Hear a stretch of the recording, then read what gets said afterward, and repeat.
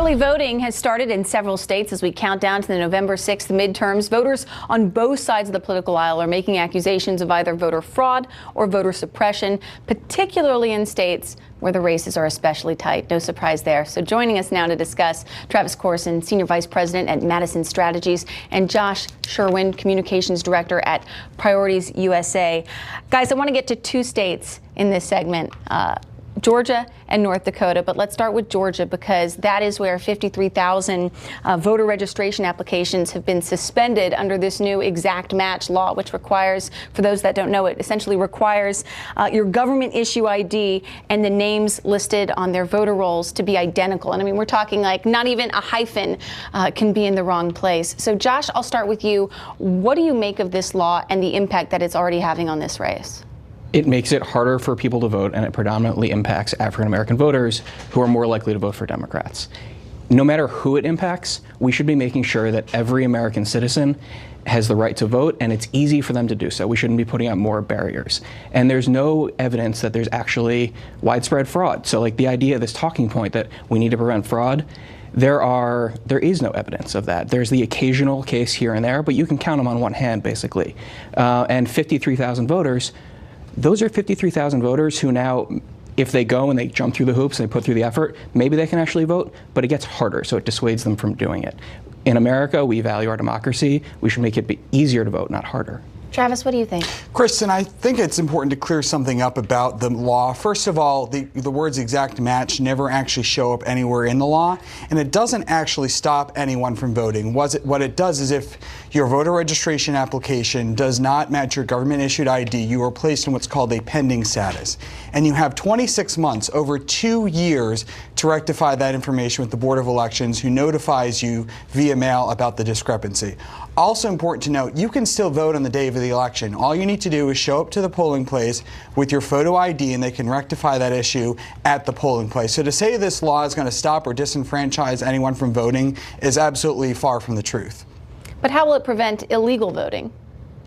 It will prevent illegal voting by encouraging clean voter rolls.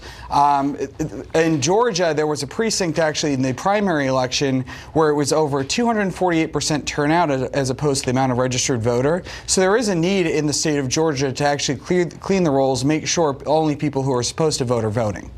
Well, and so now you have this kind of uncomfortable dynamic in this race, right? You have the Democrat Stacey Abrams, who is, trying to become the nation's first black female governor, and she's essentially saying that her opponent, who is the Secretary of State, should resign because of all of this. So, in addition to all of this happening, this has really become the crux of this whole race. How do you see this playing out with just, a few weeks to go? Josh?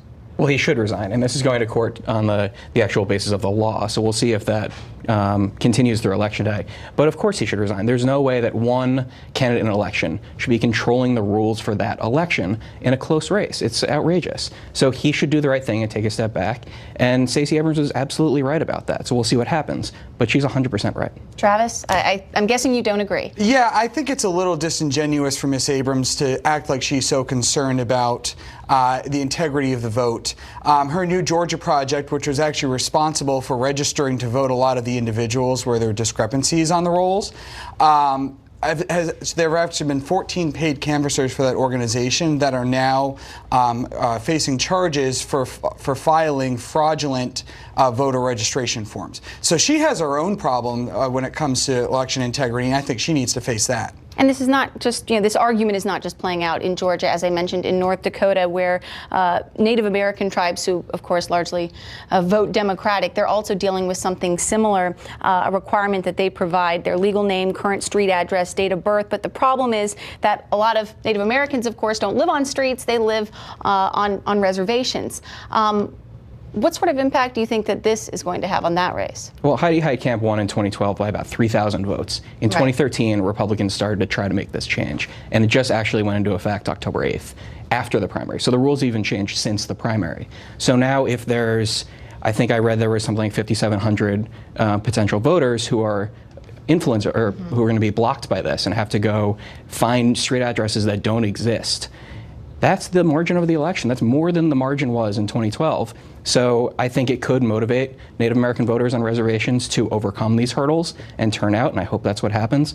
But again, it's an instance where we're making it harder to vote instead of easier to vote for people who are legally eligible to exercise their right. And Travis, I'm out of time, but really quick, just your response. I would just say at the end of the day, you need to make sure there are special circumstances that you need to account for, that North Dakota is definitely one of them. But there are votes, it can be a very slim margin that can decide an election. In Florida, 500 votes decided the 2000 election, and there were 2,100 counts of double voting in 2016. So we need to be sure that we're encouraging access, but at the same time rooting out fraud, which can swing elections. All right, got to leave it there.